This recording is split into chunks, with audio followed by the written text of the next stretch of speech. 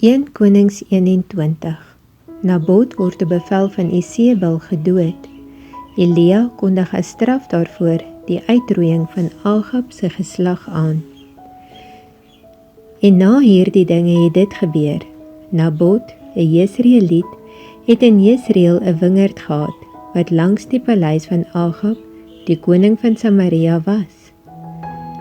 En Agab het met Nabot gespreek en gesê, gee my jou wingerd, dat dit my groentetuin kan word, want dit is naby, langs aan my huis. Dan sal ek jou in die plek daarvan 'n wingerd gee wat beter is. Of, as dit goed is in jou oë, sal ek jou die koopprys daarvan in silwer gee.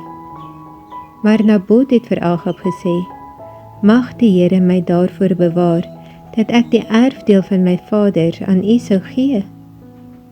Toe kom Agab in sy huis, verbitterd en toornig oor die woord wat Nabot, die Jesreeliet, met hom gespreek het, naamlik, ek mag nie die erfdeel van my vaders aan u gee nie.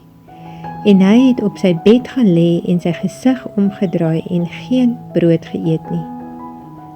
Daarop kom sy vrou Isebel by hom en sê vir hom, waarom is jou gees dan so verbitterd, dat jy geen brood eet nie?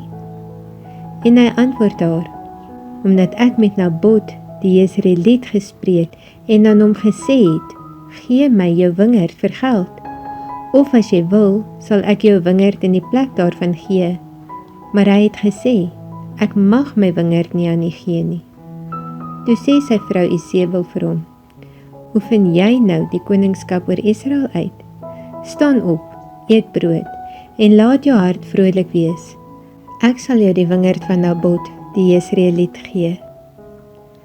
Daarop het sy briewe in die naam van Agab geskrywe, en met sy seël dit verseël, en die brief gestuur aan die oudstes en die edeles, wat in sy stad was, wat by Nabot gewoon het.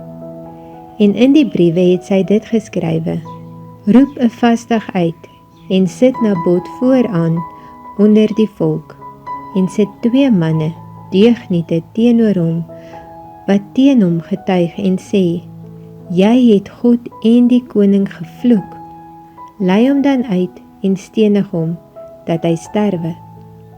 Die manne van sy stad, die oudstes en die edeles, wat in sy stad gewoon het, maak toe soos Isebel hulle laat weet het, soos geskrywe was in die briewe wat sy aan hulle gestuur het.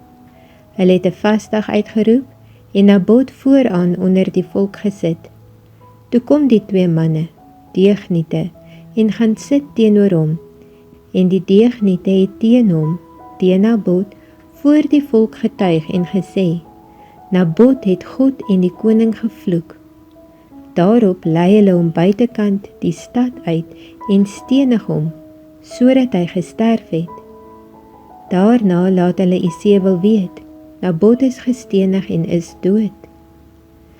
Net toe Isebel hoor dat Nabot gestenig en dood was, sê Isebel vir Agab, staan op, neem die wingerd van Nabot, die Jesreeliet, in besit wat hy geweier het om vir geld aan jou te gee, want Nabot leef nie, maar is dood. Net toe Agab hoor dat Nabot dood was, het Agab opgestaan om na die wingerd van Nabot, die Jesreeliet, af te gaan, om dit in besit te neem. Maar die woord van die Here het tot Elia, die Tisbiet, gekom en gesê, maak jou klaar, gaan af Agab, die koning van Israel, wat in Samaria is, tegemoet. Kyk, hy is in die wingerd van Nabot, waarheen hy afgegaan het om dit in besit te neem. En jy moet met hom spreek en sê, so sê die Here, het jy doodgeslaan en ook in besit geneem? Verder moet jy met hom spreek en sê, so spreek die Here, op die plek waar die honde die bloed van Nabot gelek het, sal die honde ook jou eie bloed lek. Daarop sê Agab vir Elia, het jy my gekry, my vyand? En hy antwoord, ek het jy gekry, omdat u uself verkoop het om te doen wat verkeerd is in die oë van die Here.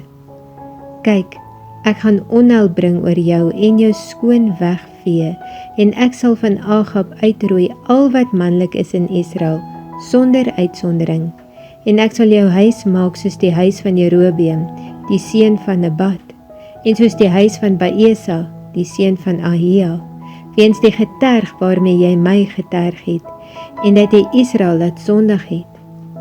En ook oor Isebel het die Here gespreek en gesê, die honde sal Isebel eet by die voorskans van Jesreel. Die een wat van Agab in die stad sterwe, hom sal die honde eet, en wie in die veld sterwe, sal die voëls van die hemel eet.